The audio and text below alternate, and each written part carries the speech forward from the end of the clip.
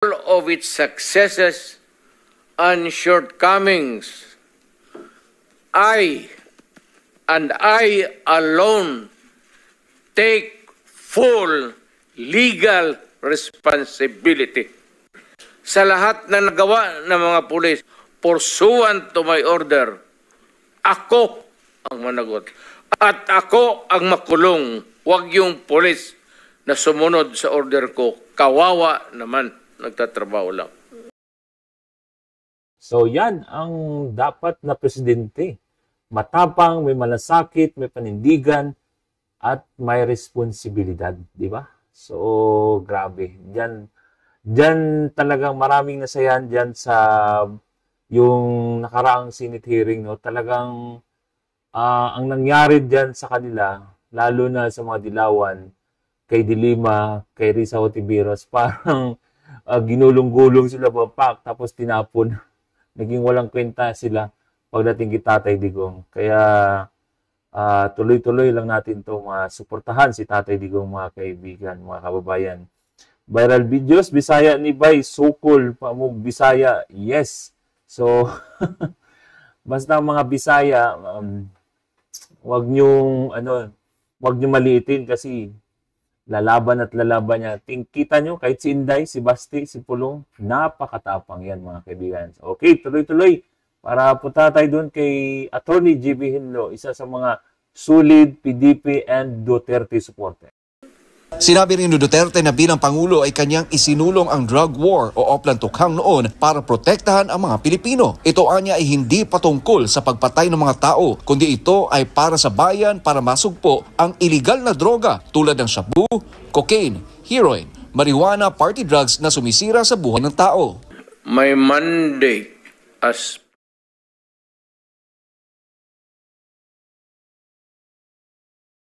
country and the Filipino people, do not question my policies because I offer no apologies, no excuses. I did what I had to do.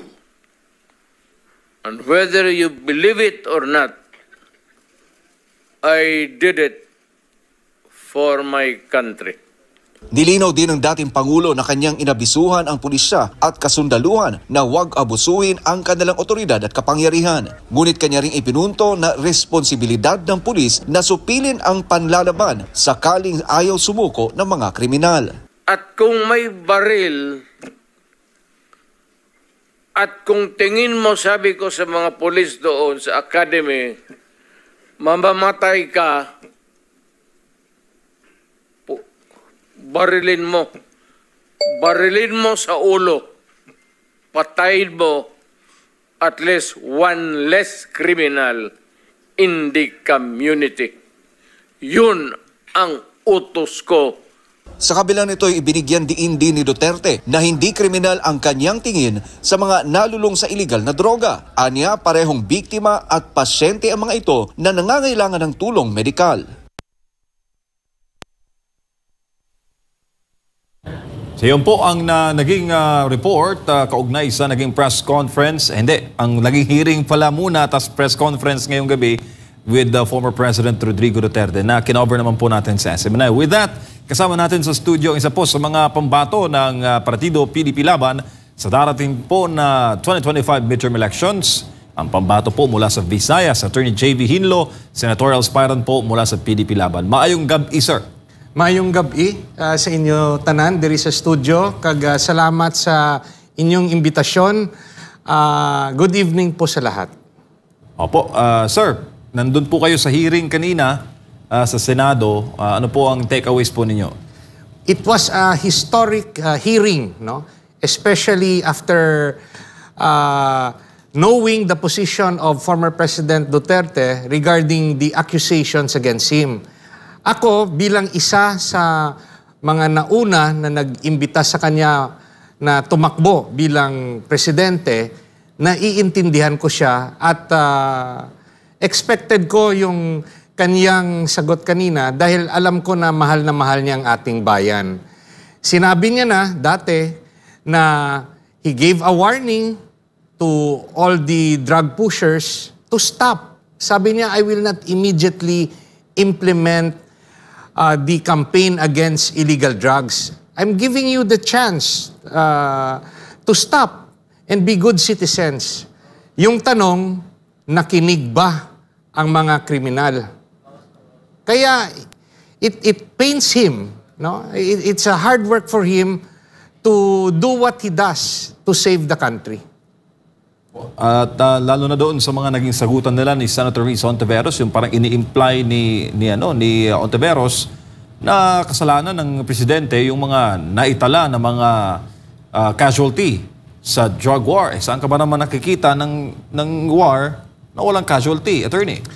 It was wrong for Senator Risa Hontiveros to attribute individual acts of scalawags against the policy of former President Duterte.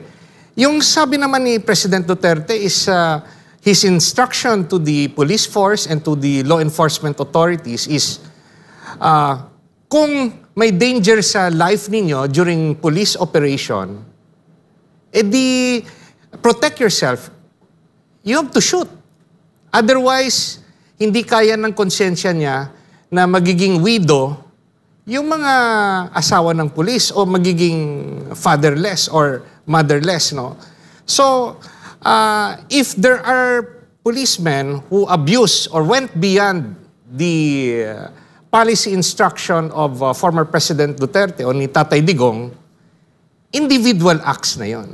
They are liable for their individual acts. Eh sabi nga ni Tatay Digong, hindi niya naman sinabi na nakatali na yung kamay, papatayin. Hindi niya naman sinabi na mang-salvage. He never instructed the police that. So, it was wrong for Senator Hontiveros to attribute any miscalculation or any abuses of individual policemen or law enforcement authority, especially if they did not follow the order of the President to follow police operations with the guide that you have to survive during the police operation. Dapat yung kung may nakahawak ng baril, kesa ikaw yung maunahan, yung kriminal yung dapat managot. Yan yung sinasabi ni dating Presidente Duterte. And sabi niya nga, he was a professor sa mga pulis doon sa Davao. He knows his law. He is a former prosecutor. He knows his law. He knows what he's talking about. Is the senator a lawyer? So, the senator was bringing up statement against a law professor. President Duterte knows what he's talking about. He was guiding the police force during his mayorship and during his presidency within the bounds of law. Sabi niya nga, yan yung pinag-aralan sa law school. So, naintindihan niya ng mga abogado. Partner, baka may mga pahabol ka hingi sa paksa. Bago natin pag-usapan yung platform of government ng ating panauhin. Opo, si Attorney J.V. Hinlo ay dati ring Undersecretary ng DILG. Napapansin ko, Attorney, na parang naha-highlight yung mga kriminal na nanlaban, napatay, compare doon sa mga naging biktima ng illegal na droga. Meron bang pag-aaral o comparison kung saan po ang may maraming epekto, malaking masamang epekto, yung illegal na droga or yung talagang na ano dito sa war on drugs na ito, Attorney? Ako'y sumasang-ayon sa dating presidente na yung trabaho ng isang presidente, trabaho ng isang leader ng LGU, is to maintain peace and order sa kanyang lugar. No? Hahayaan ba natin na yung kriminal ang magmamay-ari ng isang teritoryo? O dapat yung taong bayan maging safe sa kanilang lugar? So, naintindihan ko si President Duterte when he said that that is his job. He has to protect the Filipino people against the criminals. It's a hard job. And in that point of history, na talamak na yung droga, talamak na yung krimen, he stepped up. Hindi niya kasalanan. Namamahinga yung tao sa Davao eh. Mayor siya ng Davao. Tayo, yung taong bayan, yung naghikayat sa kanya, tumakbo ka.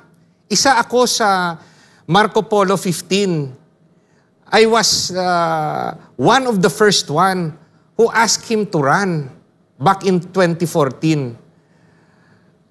Sabi niya nga sa atin, ayaw niyang tumakbo. Nag-iyakan pa tayo. Yung nakakalungkot, yung mga kasamahan ko dati, nasaan kayo? Dati, paiyak-iyak kayo. Pagkatapos, nung wala na sa pwesto si Tatay Digong, nasaan kayo? Yan yung nakakalungkot. Pero ako at yung iba nating kasamahan, gaya ng Kingdom, gaya ng SMNI, naintindihan natin si Tatay Digong. Tayo kasi yung nagpatakbo sa kanya eh. Kaya hanggang ngayon, huwag natin siyang iwan kasi kasama tayo sa kampanya laban sa kriminalidad. Wala naman siyang sinasabi na mang-salvage, wala naman siyang sinasabi na patayin yung nakatali yung kamay. At nung umpisa, nagsabi siya, magbibigay ako ng warning. Tumigil na po kayo. Stop it. Now, umamin rin si Presidente, you know, there are casualties in this campaign of his, but his intention is pure. He wanted to save the Philippines at that point in time. Malalang malala po yung problema sa droga nung mga panahong yon at bumabalik na naman ngayon. Imagine the situation if we didn't have a President Duterte at hindi siya tumakbo bilang presidente. Doon din sa neutralize, kasi parang binibigyan nila ng masamang ibang ibig sabihin para ma-justify lang na nag-utos daw ang Pangulo na pagpapatayin ang sino mang mapaghihinalaan na sangkot sa illegal na droga. Marami tayong nababasa sa mga sa comment section kasi nag-utos nga ang Pangulo at ang mismong mga liderato ng PNP naglagay na doon neutralize yung lahat ng mga involved dito nga sa illegal na droga. Nagtataka sila, bakit pa big deal sa kanila yan na okay nga yan dahil laban sa, kumbaga, yun nga, kontra illegal na droga yan. Bakit parang pinapanigan pa nila yung mga